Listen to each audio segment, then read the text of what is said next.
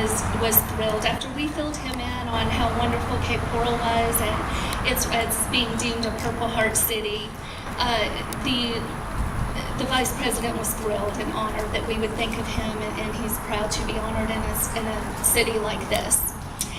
Today is the anniversary of Major Biden's death, and so I think that it was a timely ask. The family was very touched, and we look forward to it. I just wanted to say a couple of things about Senator Nelson. Although he serves on many committees, I want you all to know that he often comments that his work as a ranking member of the Committee on the Armed Forces is where he finds his greatest reward, because nothing is as important as protecting our nation's defense and supporting our military and veterans.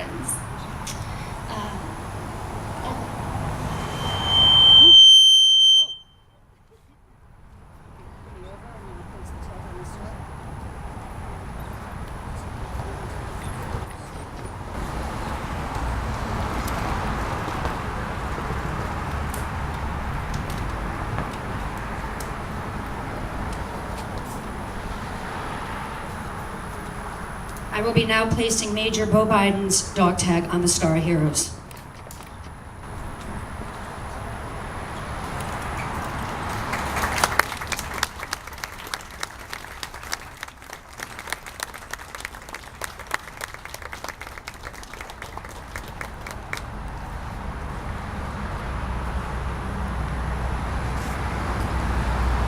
And as Senator Nelson's aide said, it was exactly 1 year ago today that Major Bo Biden, beloved son of Vice President Joe Biden, succumbed to cancer. Godspeed to you, our Iraq war hero. Hua!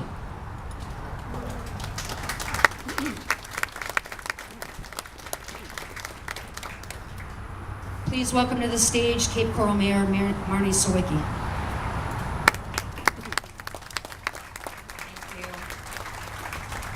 This Memorial Day, thank you for joining me in an act of remembrance. You know, it's times like this every year that we need to remember to reach out to the families that have lost loved ones in the prior wars. Lay a flower or a plant a flag along a fallen hero's final resting place. Reach out to a Gold Star family in our community. Send a package overseas to our troops. Volunteer to make Wounded Warriors Day a little easier.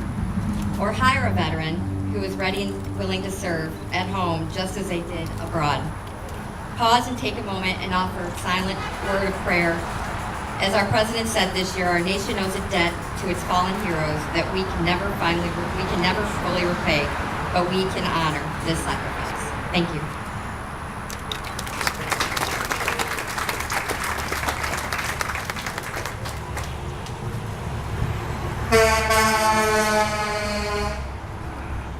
Please welcome to the stage National Executive Committeeman for the American Legion, Dennis Boland.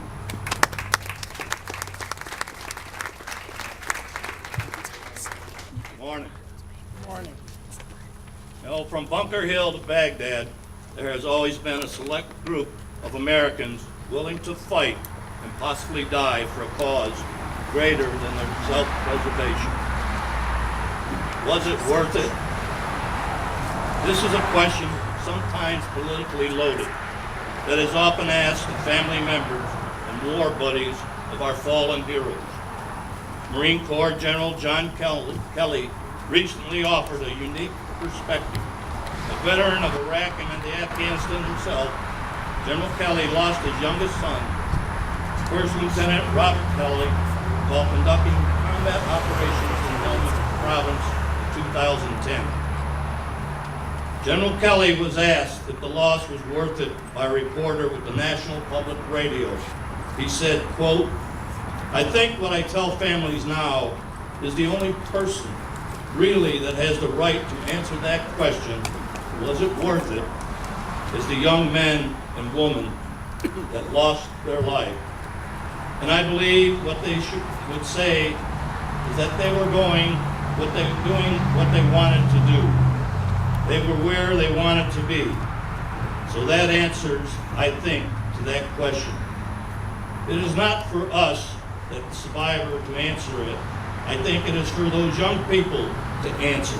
And I think they do answer it with their actions and obviously by their lives, unquote. Who can deny the heartfelt wisdom and logic of General Kelly's words? But just as we should not presume to speak of the fallen, we can make the country for which they have died a better place, one that honors their sacrifices and epitomizes the ideals enshrined in our Constitution. In 2003, Army Private First Class Diego Recon of Connors, Georgia, wrote to his mother from Iraq, "Whether I make it or not, it's all part of the plan. It can't be changed, only completed. Mother will be the last word I say. Your face will be the last picture that goes through my eyes. I just hope that you're proud of what I'm doing and have faith in my decision." PFC Recon died soon after writing that letter. The American Legion will always be proud of the selfless service of Robert Kelly, Diego Recon, and the more than 1 million men and women who have made the supreme sacrifice for the United States since our nation's founding. General Kelly is right. Was it worth it? Is the wrong question for us to answer. Instead, we should commit ourselves to make it worth it. We should insist that America remain the land of the free, a land where patriotism trumps politics, where the American flag is displayed proudly and frequently, and where military veterans are society's true celebrities. We must never forget the families of our fallen. Long after the battlefield guns have been silenced and the bombs stop exploding, the children of our fallen warriors will still be missing. Parents will continue to grieve for their heroic sons and daughters that died way too early. We need to be there for them, not just members of the American Legion family, but as American citizens. Nobody can replace these fallen heroes, especially in the eyes of their families.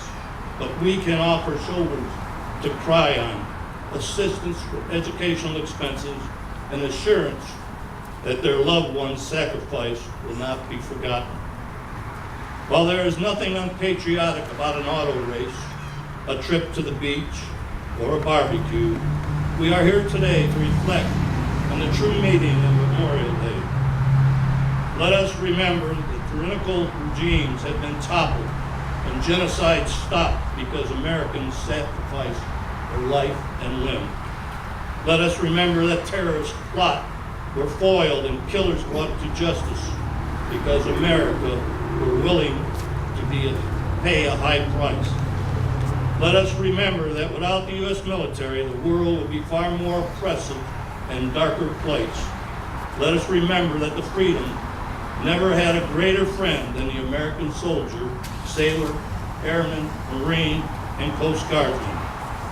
The preamble of the Constitution of the American Legion charges our organization preserve the memories and incidents of our association in the Great Wars. It serves as a reminder that while some gave their all, we should be more willing to give much to help our nation worthy of their sacrifice. Americans must remember that freedom isn't free. In fact, it's only possible because of our fallen heroes. They have paid its high price, a price paid which enables us to have ceremonies and observances like these in towns across this great country. Whenever we hear a political rail about the high cost of veterans' benefits, it is up to us to remind the critic about the high cost of being a veteran. It is a cost, blood, sweat, and sacrifice that has produced and protected the greatest nation on earth. We owe its heroes that died and the loved ones left behind to make sure that the sacrifices are remembered and that their service to this nation are always honored. I'd like to read you a poem that was written 6 years ago by then my 11-year-old grandson. Our hero, you fight for our freedom all of the time, even if it means getting up and crying. You are always honoring the flag by wearing that silver dog tag. You're better than Superman and Batman. In fact, everyone's your number one fan. You are the nation's strongest of all, making everyone want to stand tall. You are always so humble and kind. This may be why you're the best of mankind. You've made the world such a better place, giving it a blessing with much grace. You gave the world the word hero such a special name, one that only a special few can claim. We thank you so much for what you do. The world today would not be the same without you. Thank you.